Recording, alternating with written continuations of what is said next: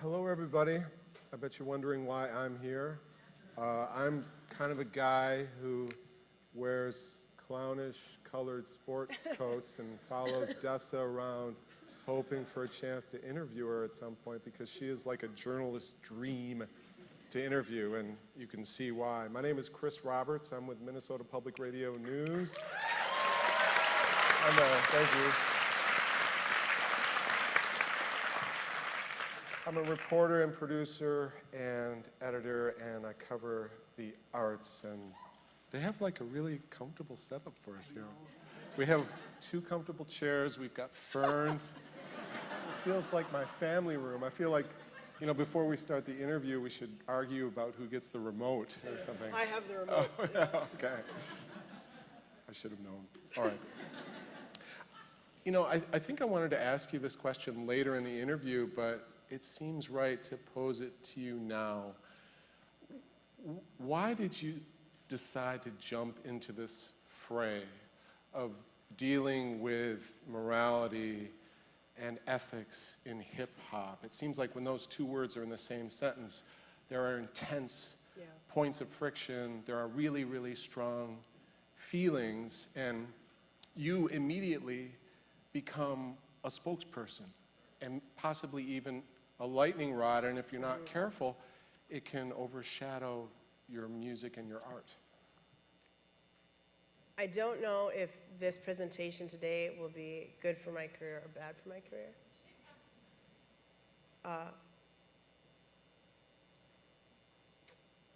And I have to not care. I think that I've been a little bit mindful about being totally vocal because I am aware that I am something of a visitor to this culture.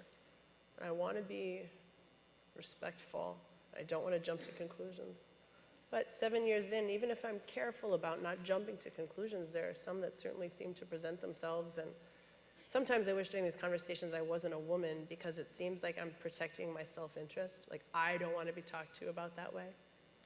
I don't want to hear those words because they offend me as a woman, but I really think it's about humanism.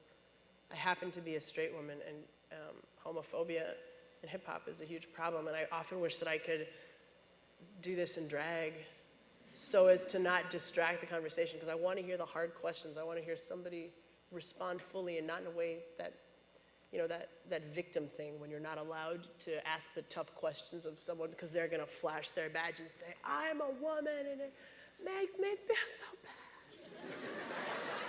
bad. So yeah, I think also, you know, some of the recent content was just so egregious, and it seemed like it would be really messed up if, in a self-serving way, I said I shouldn't comment on that because I'm afraid I'll lose fans. Like those are fans maybe that aren't well matched with me. Can you deal with the fact that you become outspoken on this issue once, twice, maybe a number of times? Media organizations might come to you for comment if there's violence that breaks out at a rap show or some debate, you know, some rapper comes on a show and insults somebody and let's go to Dessa. Yeah, totally. Which happened this morning, right? I mean, if we're to be real frank, like why was I on Carrie Miller? So 2 answers to that. One is I'm a vain performer and I like attention and I think press helps. Second answer is I don't want to be tempted by my vanity to speak past my experience. And that was why I was very careful to phrase today's presentation as the testimony of a practitioner, not a scholar. I don't know as much about hip-hop as Sean McPherson does, who's sitting over there, about the history of hip-hop. And I would hate to be consulted because I'm a white woman who likes the media when really there are other people in this city with more meaningful expertise in those fields. Also, like long run, you know, I think I can rap for another 10 years, but I would eventually like to shift into a position where I'm making a living off of my thoughts. So this seems appropriate. Absolutely. Yes, go ahead. That's definitely worth applauding. how strong are some of these major negative forces, homophobia, extreme violence, misogyny, in hip hop right now? Are they at all on the wane? Are they the same as they ever were? Are they getting stronger? Or I get the sense that they're waning. I think that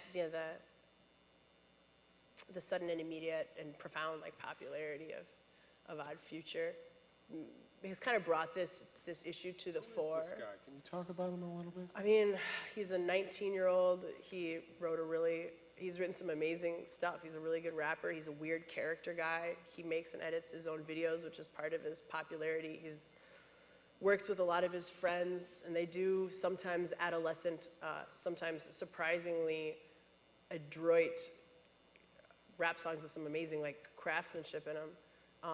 Some of the content I find distasteful. Some of the rap patterns I'm impressed by. His performances on video, in his video like Yonkers, for example, are amazing to me. I'm a very nervous performer in front of cameras for music videos. There's real talent there. And he's got some of the most regressive ideas about women and homosexuality that I think you could imagine. And he uses a defense, which is sometimes often used, that I saw called out by The Guardian, the UK paper, about being unable to distinguish cultural prejudice from personal prejudice. It doesn't work to say, I've got a gay friend or I've got a gay DJ. I don't care, dude. I don't care. You can't write lyrics like that and then make one friend and imagine that the harm of them is undone. So he's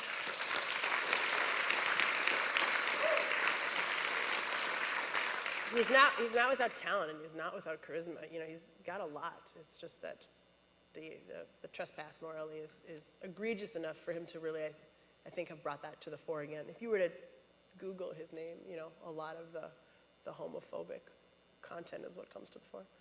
Is it your wish that with somebody like him that he changes his outlook, and how can that happen? I don't know. And I don't, if I had to guess, I don't think he is going to change his outlook. But I think what was great, what surprised me wasn't, here's a 19-year-old kid who says faggot all the time. That I knew, right? But I was surprised that that the response to him was awesome stuff, yo.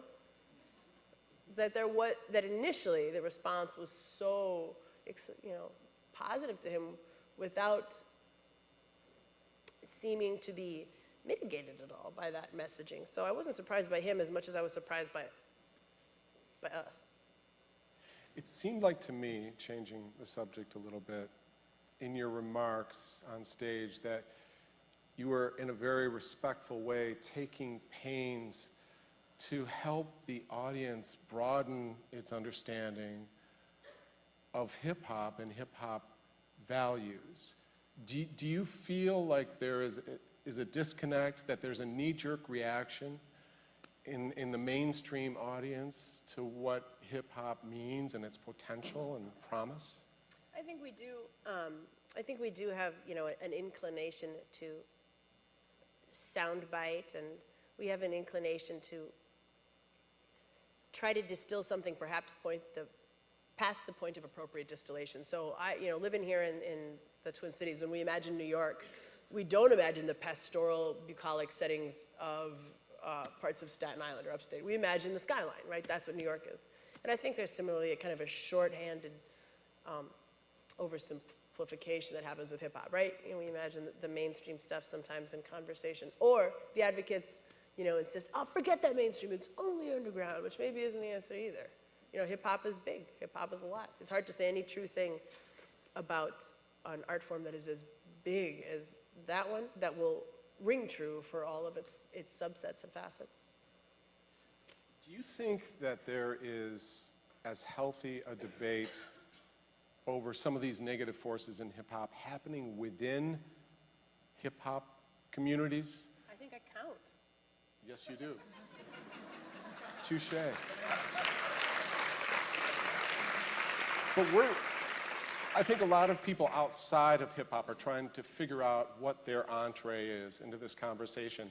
And we're also curious, are these things being as vehemently debated within hip hop by the artists, by the labels? How My healthy guess is is not, that debate? yeah, my guess is, no, they're not making PowerPoints, but, and I say that, tongue in cheek, but that is, I don't know. Maybe the honest answer is I don't know. I'm not in those boardrooms. I do hear people like Russell Simmons speak, in public about what he understands to be problematic about the way that hip hop talks about the gay community. But I don't know how intense those discussions get in the mainstream, because I've never really met a mainstream artist besides Mos Def, and that was for like 2 seconds. So. I think fundamentally, I think what I'm trying to ask you is hip hop able to police itself on these issues? Is hip hop able to police itself on musicians? On these issues. Oh, yeah. sorry, on these issues. Well, it's like asking, is America able to police itself? I mean, yes and no, or with imperfect effect. I don't know. Maybe the jury's still out. Yeah, I don't know. I know that there are attempts, but policing, I think, also becomes kind of tricky when you're working in an arena that's like so vibrantly self-expressive. We don't want to police art, perhaps, but maybe we do want to take a closer look at it, particularly as consumers. A lot of hip hop is consumed by suburban kids. A huge amount of hip hop is consumed there. So maybe the artists are unlikely to police each other, because who wants, in any field, you don't want to go up to your coworker and risk that like total weirdness, and you're like, I think you should drive a hybrid car, man. Excuse me. The SUV is just not morally responsible. That's just going to be so weird. But we can create cultural pressures that make that weird. We can really push the fuel efficiency of new technologies, et cetera, et cetera, et cetera. And I think in hip hop, it's less about like, yo man, I want to talk to you about that third verse, than it is about kind of setting a cultural atmosphere where people would think twice maybe about using some of those words or ideas. I think I'm going to spend a few more minutes with Dessa, and then we're going to turn it over to the audience, and we have a microphone set up in the middle aisle. So if y'all can start preparing, and I'm not from the South, I'm from Detroit, but if you can start preparing your questions, we'll keep this conversation going. I just want to ask Dessa just a few more questions. How about the place of women in hip hop? It seems like B-Girl B, which you mentioned on stage, sprung up because women felt locked out. Is that changing? And if more women are coming into hip hop, will that give way to some of the larger changes that you're advocating? I think in speaking with other women, it's so weird to say female artists because that makes it so, it sounds like livestock, but that's usually the term that's used. So speaking to other with female artists, I know that there is sometimes a feeling of being locked out. To be frank, I haven't really had that feeling, so I won't speak on it too much. I think that there was a double-sided coin to being a woman.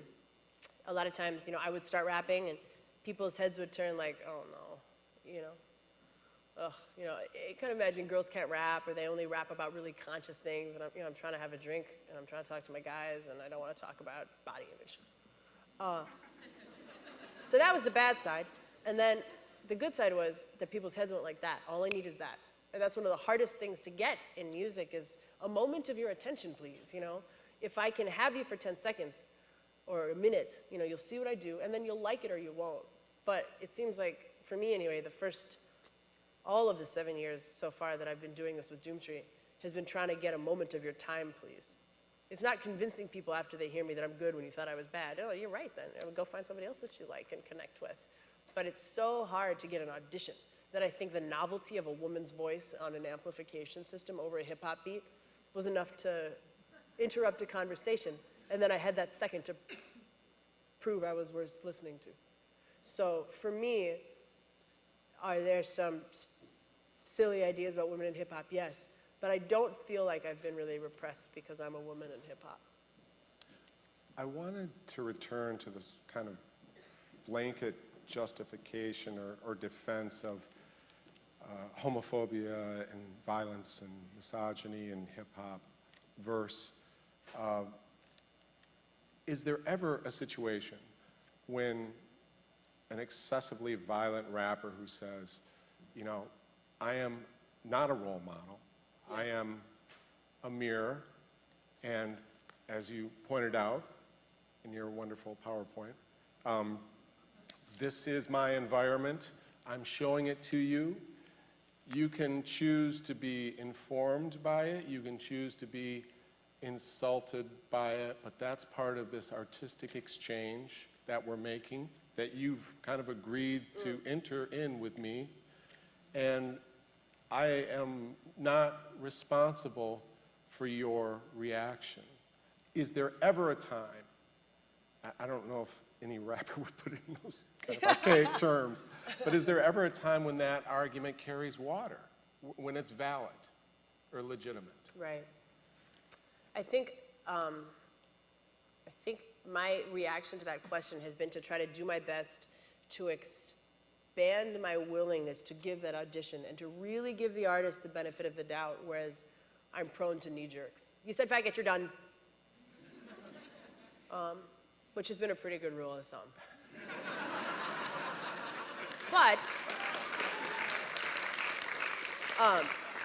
But that said, you know, like I was delivering a speech once in Duluth, and the instructor who had invited me there mentioned that he'd asked who my heroes were or something, and he said that his was Malcolm X, and I went, cool. And he said, you know why? It's because he admitted his mistakes. And I thought, huh. He had the courage, he said, to publicly change course on what a previous course that he had very publicly and very vehemently advocated. And I realized that I did not have that kind of bravery.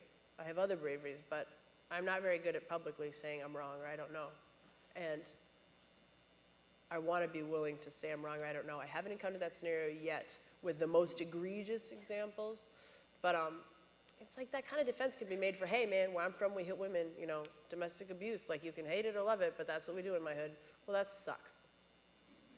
I don't think that because it's ubiquitous or even cultural, that really does anything to mitigate the fact that you're oppressing people when you do it. And so it's not my voice that's saying, hey, I don't want to be a scolding impulse, but it seems like somebody's also got to hear the voice of, and there are two sides to that. One is the rapper, and the other person is, don't have microphones. That's why that's so messed up. There's no ellipsis. Next question. I could just go on and on. Not yet, not yet. I haven't found it yet. Can I use that word in my next story? It's yours. You mentioned numerous examples of your colleagues in Twin Cities hip hop, the things that they've done to make their communities healthier.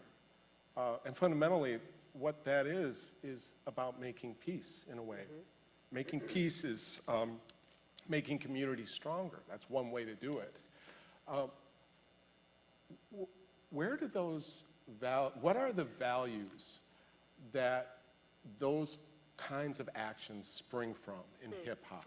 I would say there's a strong value of loyalty. That's a big deal in hip-hop. I'd say there's a strong value also of kind of stewardship for communities and for youth in particular. And for finding people who don't have the resources that they ought to be allotted if we were to distribute things fairly and try to provide that for them. Do you need pencils? Do you need arts teachers? Do you need a safe place to hang out in the hours between your school lets out and your mom gets home? Those kind of questions to me ring as patently hip-hop questions. Do we have people queuing up yet at that microphone? I think it's time for audience questions. Come on down, please. It does feel kind of Price is Right. Cool. Can I start? There was something I wanted to ask you about, I read about recently, and some people are talking about, I guess, in a major label hip-hop world, having, quote-unquote, a morality clause built into a contract as a way to kind of contractually obligate an artist to behave themselves. Right. Will it work? Sports teams do that, right? I think so. I think that that probably would work. At the same time, I think that the importance of major label contracts may have become much less meaningful in the next 5 years. You know, like there's so many ways to put out your music. Maybe there'll be a resurgence of big business. I don't think so. Well, let's turn it over to the audience. I think it's high time. Somebody on the mic in the middle? Dessa, I'm wondering what do you think the responsibility for the fans is, like in this dialogue, besides going to shows and buying, your albums? I mean, irrespective of, like, when I started doing the presentation, I was like, here's the lines of what's moral and what isn't moral. And then I thought that maybe overstepped my license. So I would just say that I think the moral responsibility of the fans, if there is something that egregiously trespasses on your fundamental moral beliefs, to consider that when you're making consumer choices. You're supporting those ideas with money. They'll grow if you do that. Yeah.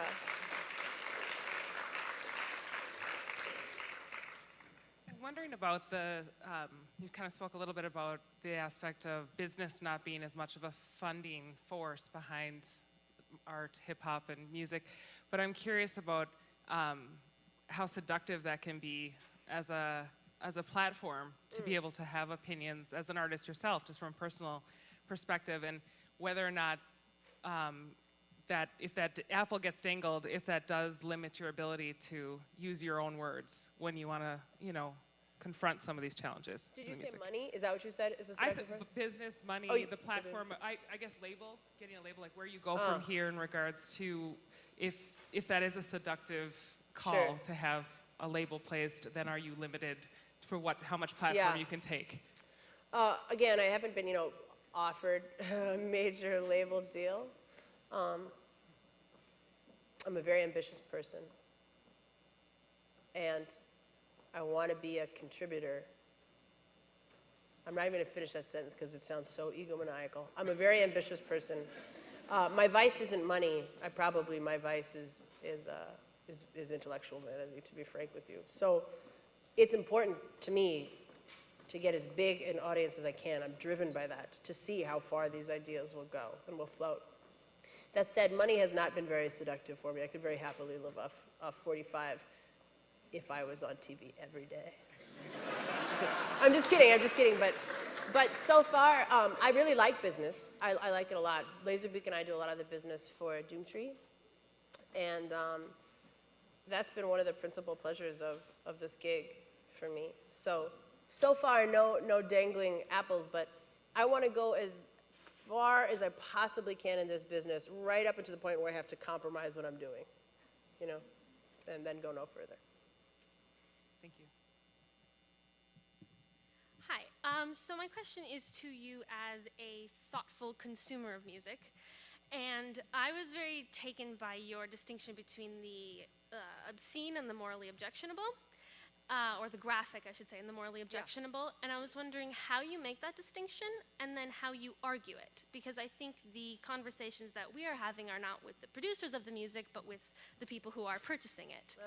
And that's, I think, where the conversation has a lot of impact for us. So I was wondering if you could speak to that. That's a great question. Man, I wish I had 20 minutes to think about that. Late tonight, I will sit straight up in bed with the perfect answer to that question. I think a reporter named Steve Marsh is in the house, and I know he has a really great answer in his head that I don't have right now. I would say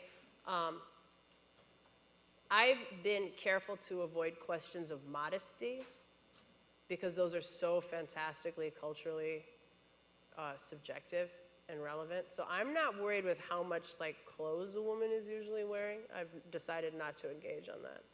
When I go to Puerto Rico, when I went to Puerto Rico with my mom, it's hot, man. So,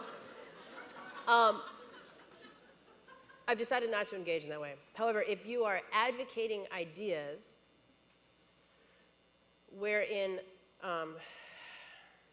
you are actively oppressing another demographic, I think therein we have a moral trespass. It's not that I don't like it. It's that you're breaking a kind of general, maybe human Hippocratic oath. You're doing harm with that. Yeah. So I'd say if there's blatant harm being done, I'll call it. And I don't want to play the card, like I said, at times when I shouldn't. There's nothing that like removes credibility from a really engaging like speaker on race than like maybe playing that card when it shouldn't have been played. It really bums me out because I'm like, oh shoot, man, there goes your credibility. You know, I wish you'd kind of kept the pack in pocket on that call. So I'd say read all the lyrics, read their story, you know, do a little bit of research, and then if it really looks like there's some deleterious effect there culturally, call it out. Thank you. Hello. Hi. So one of my heroes is Martin Luther King, and he asks us to reach out against those that oppress us with love. And so my question to you is that someone like Tyler, the Creator, or anybody that uses words that are highly offensive or highly visceral in his case, if you ever had the opportunity to sit down and have a conversation with him, or write a rap with him, or do anything like that, would you take the opportunity, and what kind of things would you say to him? Thought about that too. It's not entirely impossible that he will hear these remarks. He and I are not very many degrees of separation anymore. I thought about that too.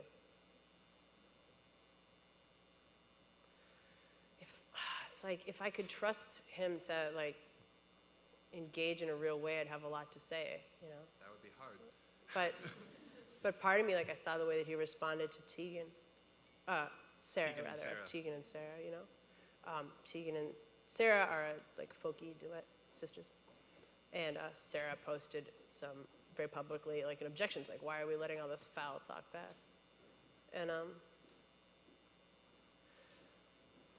I don't know. The honest answer is maybe I wouldn't have the bravery to like reach out that olive branch and lose an arm. You know, I feel like if I was like, hey Tyler, can we talk?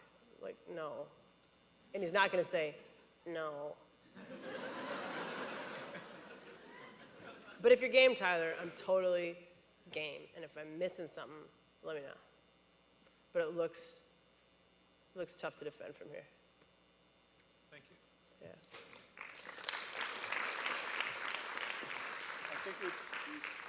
I think we'd like to work in some questions on Twitter and the live stream chat that's happening now. So one of the organizers of this event, Mark Holterhouse, I think has a question from somebody on Twitter.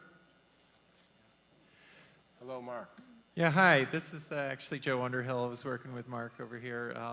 And we have some questions coming in on the live stream that have to do with sort of the impact of music and spoken word on some of these big social changes we're seeing around the globe. And some of the talk here is kind of raising some questions about the real impact of music or song, and saying, well, boy, this really isn't going to make a difference. There's always going to be people out there who just aren't going to listen, who aren't going to care. So there really isn't, you know, you're going to be sort of preaching to the choir, so to speak. So wondering if you might speak a little to this idea of how some of the points you're raising about ethics in hip hop might reach those who are really, you know, just kind of an unreceptive audience. How do you try and make the argument to those who aren't prone to listen? Did you say that was made on the live stream? Yeah, that's on live stream here. I think they're right. I think there's some people who music is not going to move. So I wouldn't argue that it's a universal persuasive force. I would just argue that it's a force that does have a lot of power. And I know that it can do more than preach to a choir because I've joined new choirs because of hip hop. And I think probably a lot of people have. Tokyo Wright is such a stately force when he enters a room and is very Afrocentric. And I wasn't sure even that, like, is he going to be game, you know, initially for like me to have a conversation, like pop up and share my opinions about hip hop, or is that going to be like viewed as inappropriate? And when he was totally willing to engage and shared even, you know, critical comments like you should fly to North with like love, that was an education for me right there. Boom. So it can and it does. It's not the only force for persuasion and for social change, but it's a powerful one.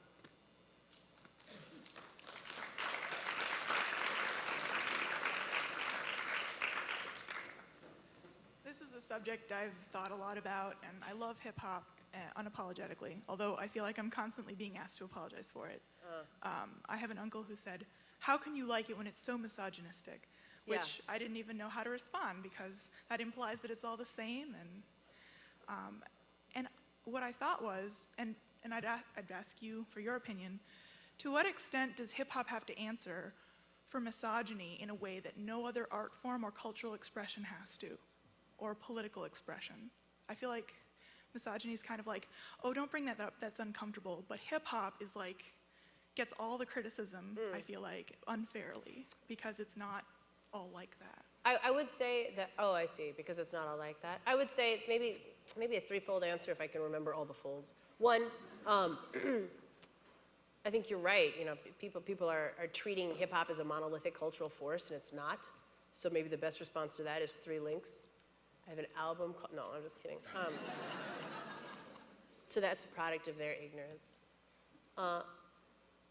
2, I think that sometimes we do import those biases, you know, whereas we listen to, like, we watch a hypersexual video and we're like, oh, that's so, like, degrading to women. Whereas when we watch Tush or something by ZZ Top, which my boyfriend recently showed me, like, that's just ass. So to just remind ourselves, like, check yourself against what kind of cultural metric am I measuring? And then the third fold left. So I'd say those 2. Like, hip hop is not monolithic, and to check ourselves. But I think hip hop, because of the kind of like narrative that it's based on, does have some of the most egregious examples of misogyny that I can think of. I looked for a lot of rock song lyrics, and there are some that are pretty foul. But like, why is rape narrative a thing?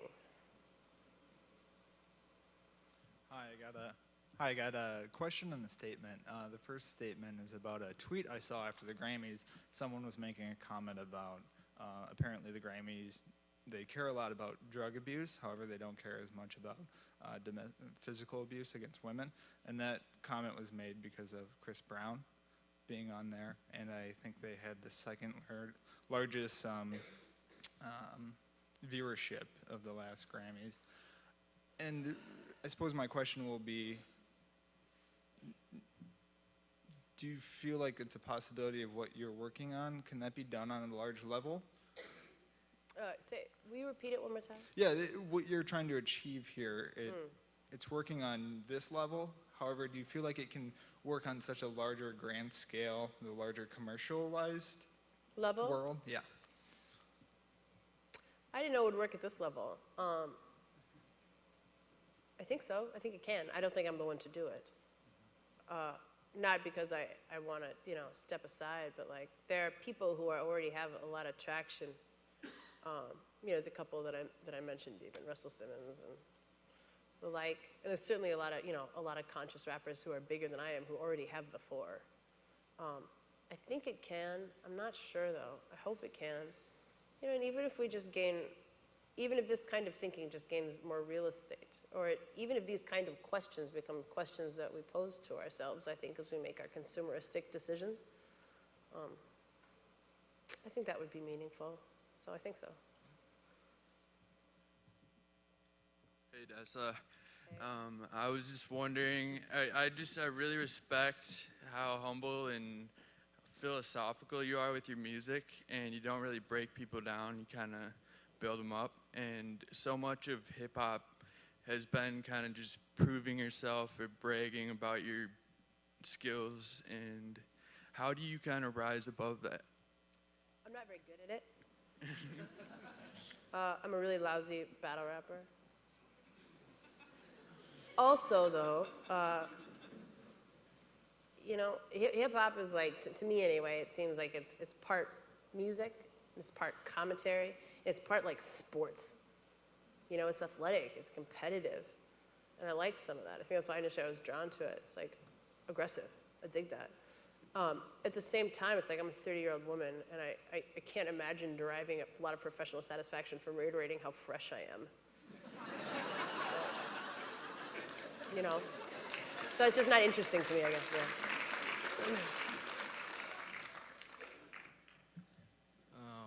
Do you think that like the use of the word bitch or like the N-word used in a positive context is okay? Like, Do you mean that, was that last clause about the positive context meant to extend on both terms? Bitch and the N-word? more Or so the the N-word. N-word, but Yeah, initially, many years ago, I thought, or many years, many moons. Initially, I had a very hard line about those words. But I think almost everyone here has probably said bitch. And either because someone was acting in a way that they didn't like, or because they're messing around with their friends. I'm not willing to draw a hard line on that word. I don't rap on songs that use the N-word. I don't rap on songs that use the 6-letter F word, and I don't rap on songs that use cunt. But I do fall short against, a very righteous position that would say that using those words is always inappropriate. I think if you're using them systemically, like bitch, bitch will always be a bitch, right? Criminal Tupac kind of vibe, where it's not comment on conduct or character, but it's comment on the fundamental valuelessness of a person, then that would be a problem. Let's take a few more questions from the audience, and how about another tweeted question or live stream chat question? Hello, this is Mark. So far, there's just been a lot of positive comments, as you may see. We did get one question earlier from Zach Waller. Zach, are you in the crowd? He's not here, but he said, will you sign my picture after the show? What's it a picture of? He didn't specify. I will DM him. We'll have to work that out, Zach. Okay. Let's go back to the mic stand. Is that on? Yeah, okay, cool. So I've got like 2 questions. The first one is, I come from Northfield, which is like 40 minutes south of here. Yep. Okay, well, you're killing it. Sorry. No, but there's a really prominent hip-hop culture in the youth there. And so I'm curious, as my kind of like first part, like what's the role of youth in hip-hop in this sort of context? Yeah, I think, hip-hop is primarily youth culture. And we're just starting to see what it might look like as an adult culture, for better or for worse. So yeah, I would say, it's at the heart of it. Okay. Absolutely. And the second thing is that I was just really curious about what you find to be most rewarding in your work and how you bring it into the world. Say that last part one more time. Just what you find to be the most rewarding in your work and how you want to bring that into the world. Two or three, I guess, items immediately come to mind. There are some rappers who are, their brilliance is rhythmic, and they are crackerjacks at complicated syncopation. I want that because I can't do it I can't do that kind of flashy syncopated showmanship consistently. My intelligence, I think, is in the language arts. So for me, when I have a complicated idea that I manage to express with precisely the correct nouns and verbs, I get a very definite jolt from that. I really, really dig that. And then also, on a more kind of organism and ego way. That feels good. So a successful show, a successful speech, that kind of thing feels good too. Some good response. But I think fundamentally, the pleasure that I'm proud of comes in doing what I understand to be good work. And that, for me, comes from precision and imagination and fresh expression. Let's say 2 more questions. Hi, Dessa. You spoke quite eloquently and at length about the role of misogyny in hip-hop culture, which focused primarily on lyrics from male artists.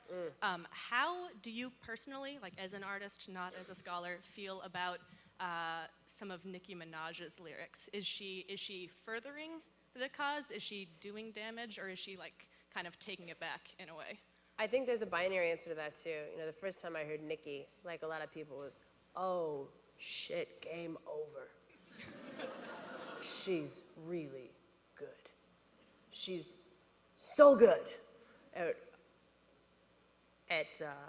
expressive delivery, cool patterns and weird voices and stuff. Like, that's a new voice in hip hop. Then, you know, getting into her lyrics and stuff, I think some of them are really regressive. You know, which song is it? You're soft like a homosexual. You know, she recently was criticized for seeming to turn her back on a lot of her fans. You know, she has got a lot of homosexual fans. Have you seen the music video for Stupid Ho? By Yeah. Okay, let's check. So my response is that it's twofold. Like, sometimes at a show, a girl meaning to pay me a feminist compliment will come up and say verbatim, "I didn't know a bitch could do that." Thank you. I think she's doing some harm. I think the idea that she's modeling that a woman can be in charge of her own career probably does some good too. Do I buy her stuff? No, I don't. I don't like her. I don't like the ideas that she expresses. And I think sometimes there's such a reactionary response to women trying to make it in the industry that we either romanticize what a woman is and, you know, my body's with the moon and stuff like that.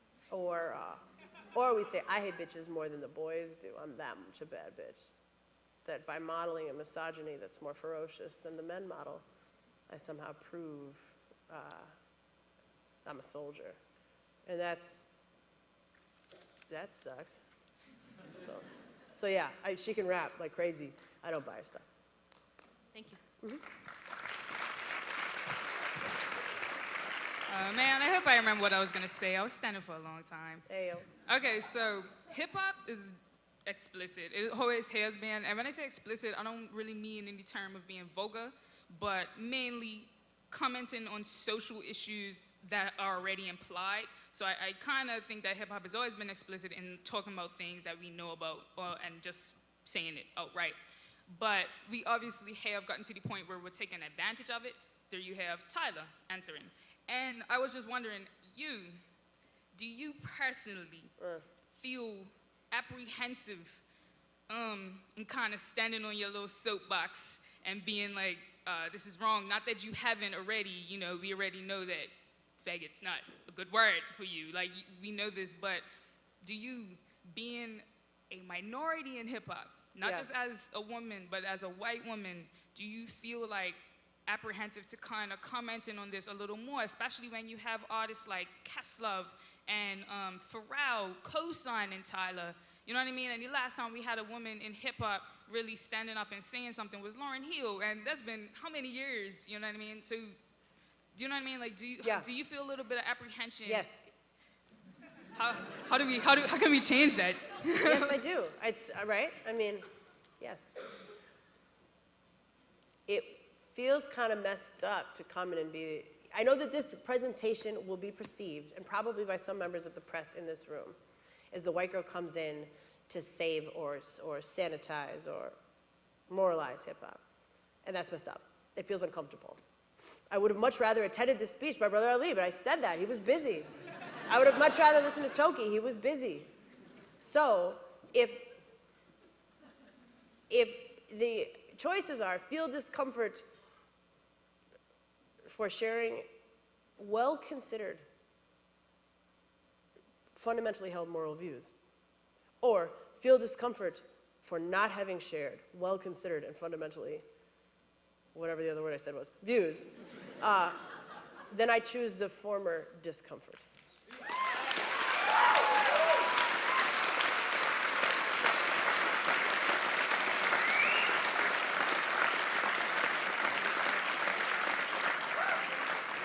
Let's have one more question. I'm just wondering, how much do you find yourself kind of biasly creating a spectrum on rap in terms of intellectuality and just stupidness? Because I find myself, you know, I listen to music like Liquid Swords by Jizza. I love that CD. I think it's extremely intellectual. And I find, you know, 50 Cent Candy Shop is just fucking retarded. Sure. I think that. Also, how much do you find a cool factor coming into new artists making music, especially using the word faggot, right? Because so many people think, oh yeah, gay people are lame. Is it kind of a political factor in selling more CDs as using this word? I don't think that at this point you're doing anything special by using that word, so I don't think you imagine that somehow it will add value to your disc or sell more units. As far as the intellectual stuff, I mean, my tastes tend to lean that way. I mean, obviously everybody Yeah. individually is different as Oh, well. say it again? Do you find yourself creating bias based off your own personal Oh, I see what you're saying. Yeah. Yes, I think unchecked, I would have that bias. Right. So that's something, like, I think racism and sexism are in the messages that surround us. So it's not like something you get over once. Like, cool, I'm not racist, don't worry about it. But you're being exposed to racist stuff all the time, and what you see affects you. So it's less like executing the racist in your head, and it's more like weeding out the racism. You do it regularly. You go through and you burn the brush. In the groups psychologically.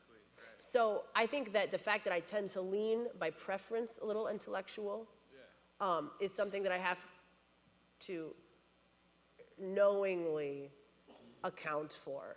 Because there is some stupid, like even just I'm a combination Pizza Hut and Taco Bell. It's a cool little weird pattern. Das Reis, I love that. It gets stuck in my head. Hey Ya is not a brilliant literary chorus. And I like that a lot too. So my tastes lean that way, and I'm aware of it, and I do my best to compensate for that. Because like I mentioned, it isn't a question about what music do I dig or do I think is special or lends value to art or does good for society. That's all just my taste. But I think when we talk about knowing deliberate hate speech against marginalized groups that aren't really, that are in a position to be hurt by that, that has nothing to do with what I like and what I don't like. That has to do with an adherence to a pretty basic moral standard.